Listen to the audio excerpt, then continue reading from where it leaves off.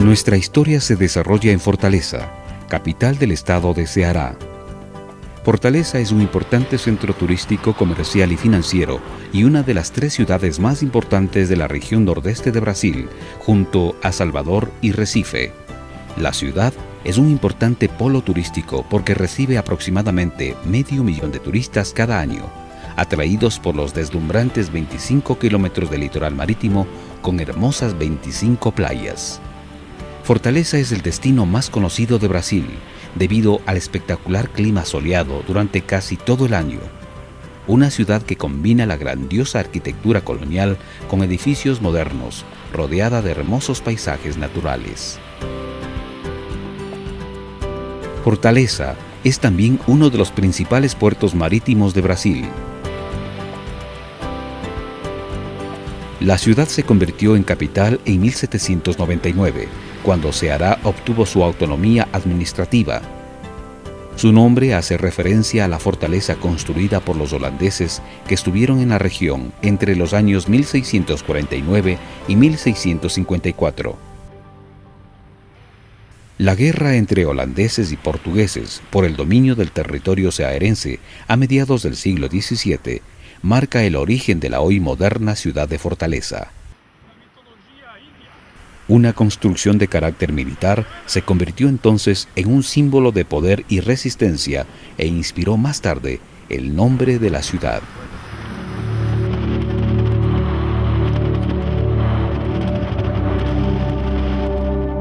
Pero también existen, como en todas las grandes ciudades del mundo, los grandes contrastes. El desarrollo y crecimiento económico de los países han dado como resultado altos niveles de industrialización y urbanización, pero también han creado sociedades profundamente marcadas por las desigualdades. Brasil posee una gran parte de la población pobre de América Latina. Fortaleza es la 5ª ciudad del mundo con mayor población viviendo en ocupaciones ilegales.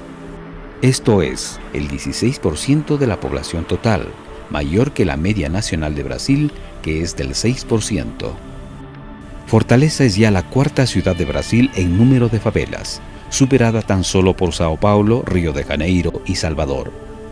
Calles bien estrechas, apretadas, es un típico escenario de barrios del conglomerado suburbano. La pobreza, la injusticia, las desigualdades sociales y otros aspectos determinantes que ocurren hoy en muchos barrios pobres de América Latina son razones suficientes para convocar a hombres y mujeres con espíritu misionero que deseen emprender el desafío de transformar esta realidad.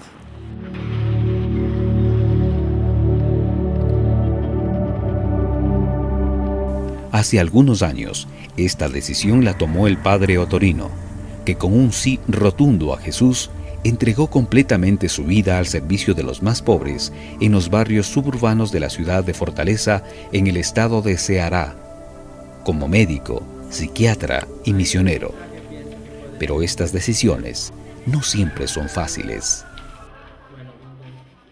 La experiencia que más marcó mi vida es la experiencia del voluntariado con las ambulancias. Yo era motorista de ambulancias.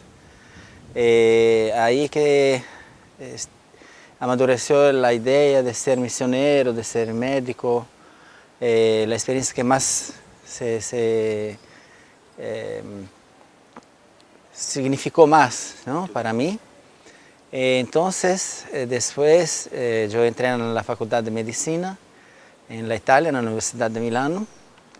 Después encontré los misioneros combonianos, por acaso, padres que trabajaban en la América Latina, que entonces me presentaron una visión de la iglesia muy diferente de la iglesia italiana que yo conocía. Una iglesia abierta, que trabaja con los pobres, que se preocupa con la transformación social de la injusticia. Entonces, ellos me transmitieron el carisma misionero del Comboni, este carisma que tiene como principal la cuestión de la evangelización, que ayuda al pueblo a ser más protagonista, la autonomía, los laicos que se organizan para una iglesia que es una iglesia del Concilio Vaticano II. Una de las principales razones por la que el padre Ottorino decidió ir a Brasil fue la creciente desigualdad social y económica que se vivía en los países del sur en aquellos años. Además de su creciente preocupación por el ser humano, el anuncio de la palabra de Dios y su deseo de fomentar la cultura de la no violencia. Cuando empecé la universidad, los estudios, después del servicio militar, que es obligación en Italia, era obligación. Yo quería ser el bombero, pero después me mandaron a ser el asaltador, el asaltante, ¿no? Los Versalieres, que es un cuerpo de asalto. Entonces, una experiencia militar muy loca que amadureció ainda más la idea del pacifismo, del absurdo de la guerra, ¿no? Una experiencia muy estúpida, ¿no? Porque es una educación para aprender a matar al otro. Es loco. Experiencias que después de esta experiencia que fue muy negativa, amadureció más la idea de me dedicar al trabajo para el bien del mundo, ¿no? Entonces, en la universidad, la medicina es algo que siempre me gustaba mucho. Desde el comienzo, desde el inicio, con las disciplinas de psicología, ya me identificaba con este camino. El primer curso de psicología médica se fue con un profesor que estaba haciendo una pesquisa, estudio sobre los indios norteamericanos navajo, sobre la manera diferente del pensamiento de los indígenas, el hemisferio derecho que es más intuitivo, contra el hemisferio izquierdo que de la razón, de la cultura dominante. Entonces, la necesidad de resgatar, ¿no?, el concepto de la cultura popular, de la cultura indígena, como elemento para un amadurecimiento del ser humano, que cuando es muy racional no tiene más el contacto con la naturaleza, con la naturaleza, ¿no? Aquí lo que el ser humano de facto necesita para una mayor armonía del ser, ¿no? Entonces, la cultura indígena es un elemento que nos ayuda mucho a resgatar este equilibrio, esta armonía, en el mío pensamiento. Entonces, desde el comienzo empezó, ¿no?, este interés en la psicología que después amadureció con las disciplinas de psiquiatría, de psicoterapia. La idea era esta, de trabajar como médico en la perspectiva de la salud mental en un contexto misionero, que en el comienzo era más como leigo, en el sentido estaba pensando a un trabajo como Medicina Sin Frontera, pero después de los encuentros con los misioneros comunianos, ahí el carisma comuniano me llamó. América Latina lo atrajo por la teología de la liberación, la corriente católica progresista y por su iglesia movilizadora nacida en la lucha contra la desigualdad social. Y escogió Bom Jardim, barrio de unos 200.000 habitantes, situado en un extremo de la periferia de Fortaleza, porque allí actuaba la congregación de los misioneros comunianos. Me aproximé mucho a la teología latinoamericana, a la teología de la liberación, especialmente a la teología de los teólogos brasileños, como Leonardo Boff, como otros teólogos que iluminaron mi formación al tiempo de la teología, presentando una iglesia realmente diferente, una iglesia más abierta, más preocupada con la justicia, con la paz, que con la doctrina y con las reglas. Entonces, una iglesia que realmente corresponde a mi ideal misionero. En el camino de formación vocacional del GYM, con mucha oración, con mucho conocimiento de la palabra de Dios, amadureció también un interés muy grande por la teología, por los conocimientos de la palabra de Dios, de la fuerza, de la importancia del conocimiento de la Biblia, ¿no? Entonces, cuando el padre Enea me preguntó si yo tenía interés en la vocación sacerdotal, el elemento primario era era el estudio de la teología, el conocimiento del misterio de la palabra de Dios. Al tiempo, en el noviciado, estaban estudiando dos médicos italianos, un que estudiaba para ser hermano y otro estudiaba para ser padre.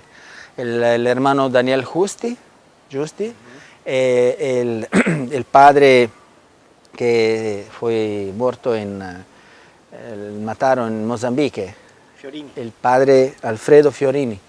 Y yo me identifiqué mucho más con la propuesta, con la teología, con la historia del padre Fiorini. Entonces, cuando ellos se fueron, entraron en el seminario, uno para el postulado de los hermanos y otro para de los padres, yo me quedé en contacto con el Alfredo. Hasta cuando ya estaba en Chicago para la formación, mataron él en Mozambique, ¿no?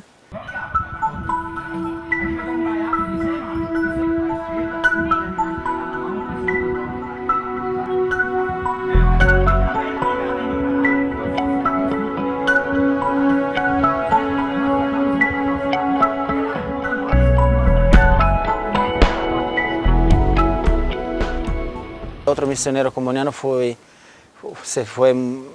muy importante en mi vida para la vocación, que es el padre Ezequiel Ramín, porque al tiempo de la formación, una noche que estábamos celebrando la misa, el padre Jorge Padovan, que era brasileño, ¿no?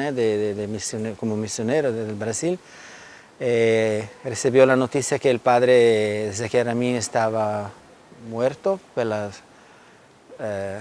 violencia de los latifundistas, por el trabajo que estaba haciendo por la paz, por la justicia, con los pobres, con los campesinos.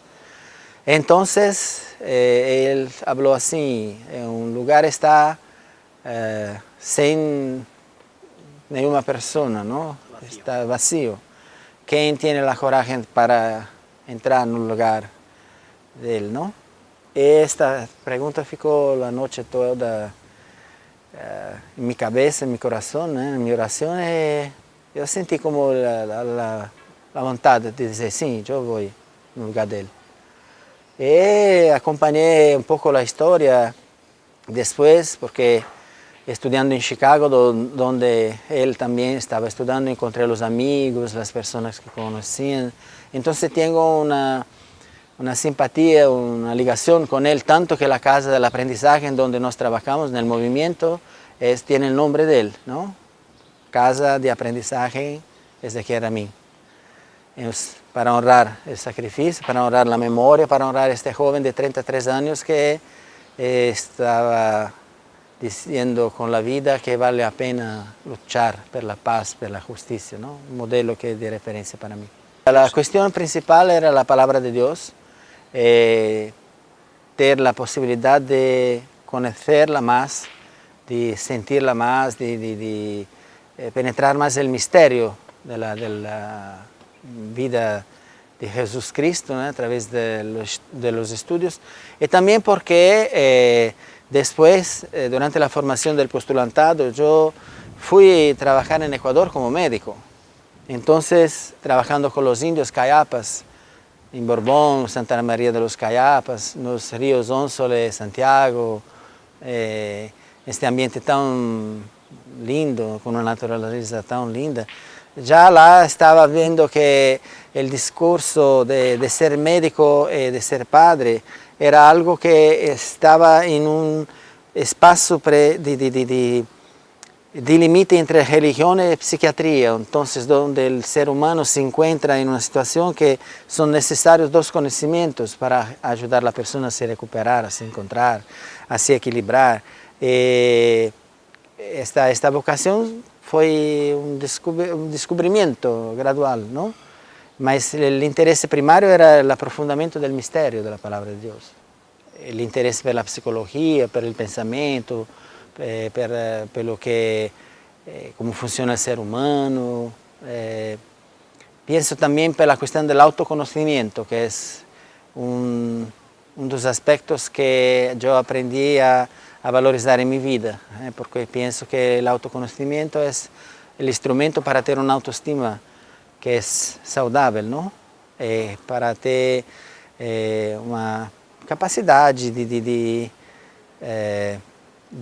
ser feliz, né? Então, saber como nós somos, saber como nós funcionamos, saber como nós nos relacionamos, saber quais são os limites personales de los otros, é uma coisa que sempre me gostou de conhecer. E a psiquiatria porque é uma especialização, né, que depois, durante a formação comuniana, tive a possibilidade de trabalhar em um hospital psiquiátrico nos Estados Unidos, em Cincinnati, durante a formação, durante o verano. E lá, o padre Paulo Longo, que era de los formadores, me ajudou muito nesse discernimento, dizendo que realmente este serviço da saúde mental estava sendo mais e mais importante, mais e mais presente na vida do povo, e não estavam presentes pessoas preparadas para esta síntese entre a psiquiatria e a religião. E simplesmente me gostava, e crescendo, terminei para ser padre, psiquiatra, professor de psiquiatria na universidade.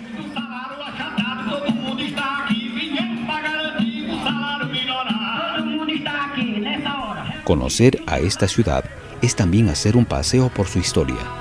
Se modernizó con el paso de los años, pero conserva las marcas de su pasado. Eita, tem cabo aqui mais suave que tirador de espírito, viu? O Brasil é meu lar, foi no Brasil que nasci, no Brasil que aprendi a ler, escrever e contar. O Brasil é meu lar, foi no Brasil que eu nasci, no Brasil que eu aprendi a ler, escrever e cantar. Vamos ver o que faz pra essa coisa melhorar. E a gente luta demais, dia e noite, trabalhando, e o salário tá faltando, e o aumento onde é que tá? Estamos reivindicando pra ver essa coisa se ajeita. Vem aqui, ó lá, prefeita, que é pra coisa melhorar. Eita, Luiziane, a gente quer o direito e estamos aqui com respeito.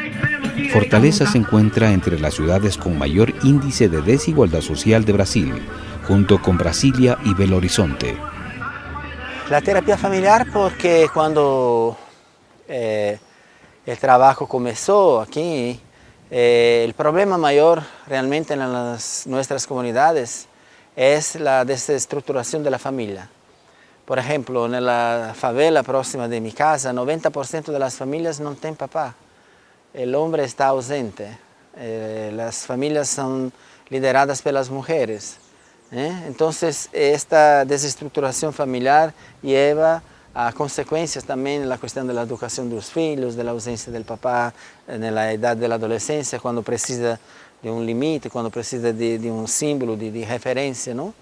Y realmente el problema de la familia es el problema principal dentro del contexto donde nos vivimos. Entonces, aquí en Fortaleza tuve esta posibilidad de hacer esta especialización, fue la primera, ¿no?, que yo terminé. Después con la terapia comunitaria también.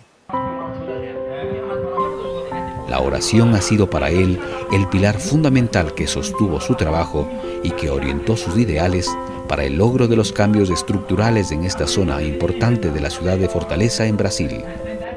El momento de la oración, que es metodológicamente puede ser diferente, ¿no? Mas, particularmente el momento del silencio, de la meditación, de la reflexión, del contacto con el trascendente, con el Dios de la vida, es el momento donde tenemos la oportunidad de escuchar lo que el corazón está queriendo hablar para nosotros. Entonces, en un proceso de vocación, el silencio, la reflexión, la meditación de la palabra de Dios, la participación a los sacramentos, a los rituales también, porque la Eucaristía es un sacramento que trae esta luz, esta fuerza, ¿no? Es muy importante quedar en la frente del Santísimo también para escuchar lo que este momento está provocando dentro de nuestro corazón. Entonces, para quien está teniendo la idea de ser misionero, es muy importante tener momentos de silencio, momentos de deserto, momentos de lectura de la palabra de Dios.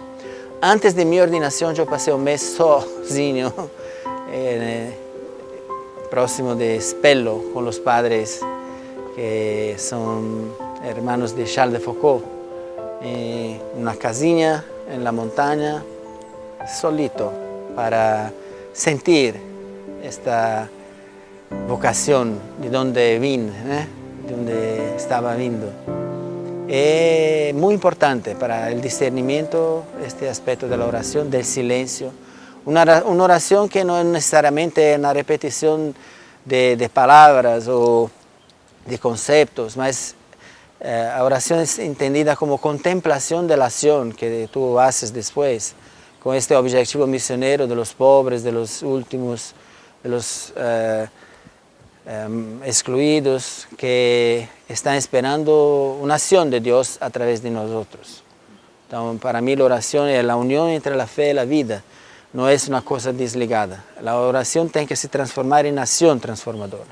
Existe una oración que se llama Eucaristía de la Rua, aquí en el Brasil, la Eucaristía de la calle, que es el encuentro con la persona, el sentir la presencia de Cristo en estas personas, especialmente cuando estas personas son los pobres, los excluidos, las personas que tienen pocas posibilidades de ser acogidos, escuchados, amados.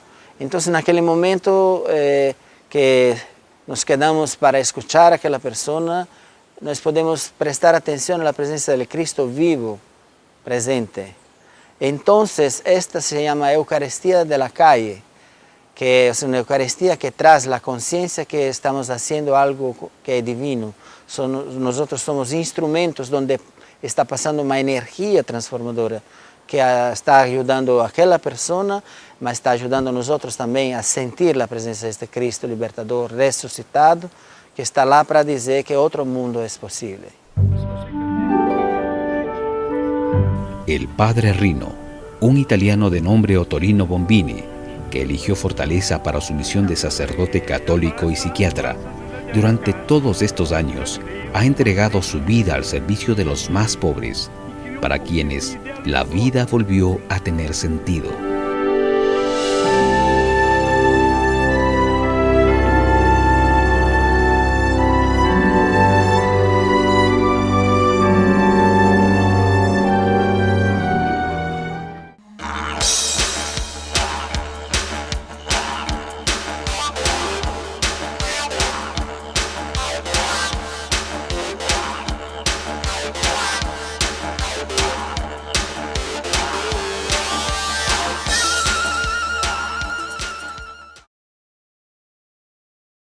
Moderna ciudad de Fortaleza.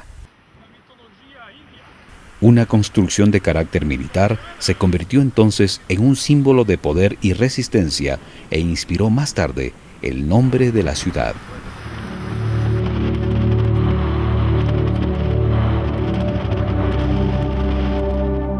Pero también existen, como en todas las grandes ciudades del mundo, los grandes contrastes.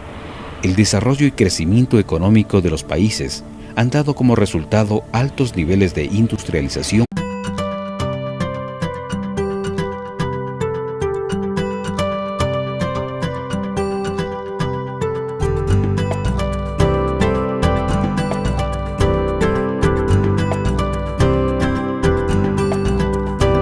Nuestra historia se desarrolla en Fortaleza, capital del estado de Ceará. Fortaleza es un importante centro turístico, comercial y financiero y una de las 3 ciudades más importantes de la región nordeste de Brasil, junto a Salvador y Recife. La ciudad y urbanización, pero también han creado sociedades profundamente marcadas por las desigualdades. Brasil posee una gran parte de la población pobre de América Latina. Fortaleza es la 5ª ciudad del mundo con mayor población viviendo en ocupaciones ilegales. Esto es, el 16% de la población total, mayor que la media nacional de Brasil, que es del 6%. Fortaleza es ya la 4ª ciudad de Brasil en número de favelas, superando los puertos marítimos de Brasil. La ciudad se convirtió en capital en 1799, cuando Ceará obtuvo su autonomía administrativa. Su nombre hace referencia a la fortaleza construida por los holandeses que estuvieron en la región entre los años 1649 y 1654. La guerra entre holandeses y portugueses por el dominio del territorio cearense a mediados del siglo XVII marca el origen de la hoy. Es un importante polo turístico porque recibe aproximadamente 500.000 de turistas cada año, atraídos por los deslumbrantes 25 kilómetros de litoral marítimo con hermosas 25 playas. Fortaleza es el destino más conocido de Brasil, debido al espectacular clima soleado durante casi todo el año. Una ciudad que combina la grandiosa arquitectura colonial con edificios modernos, rodeada de hermosos paisajes naturales. Fortaleza es también uno de los principales